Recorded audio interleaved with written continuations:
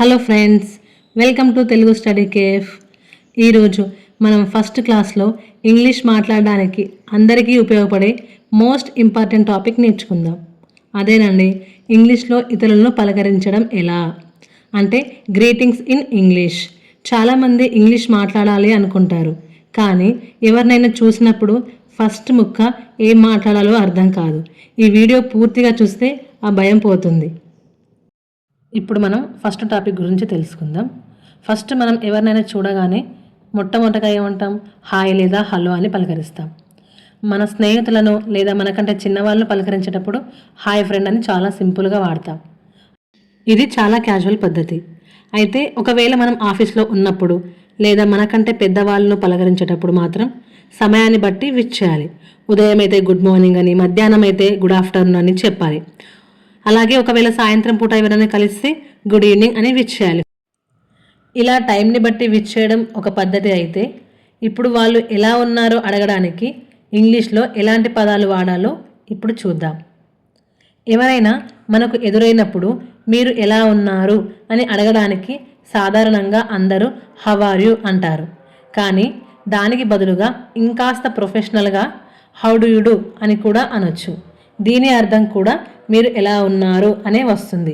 అయితే ఇక్కడ మీరు ఒక ముఖ్యమైన విషయం గుర్తుపెట్టుకోవాలి.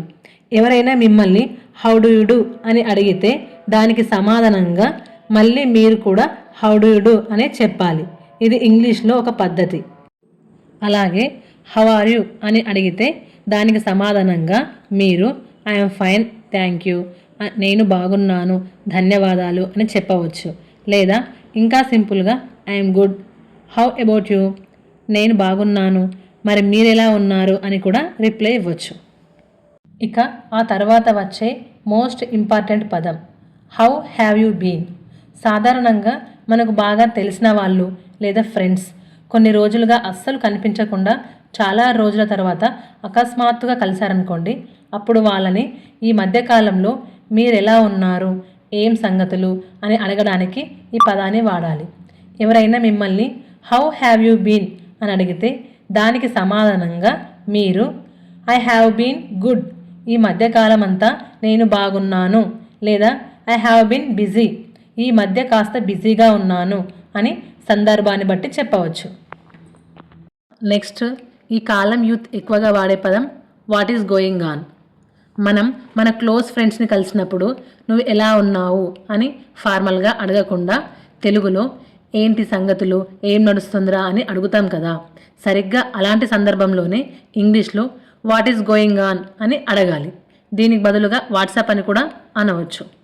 ఎవరైనా మిమ్మల్ని వాట్ ఈస్ గోయింగ్ ఆన్ లేదా వాట్సాప్ అని అడిగితే ఒకవేళ ప్రత్యేకంగా ఏమీ లేకపోతే నథింగ్ మచ్ లేదా జస్ట్ క్యాజువల్, అంటే ఏం లేదు, ఎప్పట్లాగే సాగుతుంది అని సింపుల్గా సమాధానం చెప్పొచ్చు.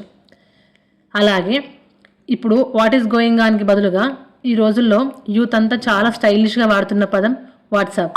మనం మన బెస్ట్ ఫ్రెండ్స్ని చూసినప్పుడు ఏంట్రా సంగతిలో, ఏం నడుస్తుందని అడుగుతాం కదా, దానికి పక్కాగా సరిపోయే ఇంగ్లీష్ పదం ఇదే. ఎవరైనా మిమ్మల్ని వాట్సాప్ అని అడిగినప్పుడు మీరు ప్రత్యేకంగా ఏమీ చేయట్లేదని చెప్పకుండా నథింగ్ మచ్, ఏం లేవు విశేషాలు అని సింపుల్గా అనొచ్చు. ఒకవేళ ఏదైనా పనిలో ఉంటే ఉదాహరణకు జస్ట్ వాచింగ్ ఏ వీడియో, ఒక వీడియో చూస్తున్నాను అని చెప్పొచ్చు. కాబట్టి ఫ్రెండ్స్, ఇక నుండి మీ స్నేహితులను కలిసినప్పుడు హౌ ఆర్ యూకి బదులుగా ఈ సరికొత్త వాట్సాప్ని వాడడం ప్రాక్టీస్ చేయండి. ఈ వీడియో కనుక మీకు నచ్చినట్లయితే మా తెలుగు స్టడీ కేఫ్ ఛానల్ని please like and share and subscribe చేయండి.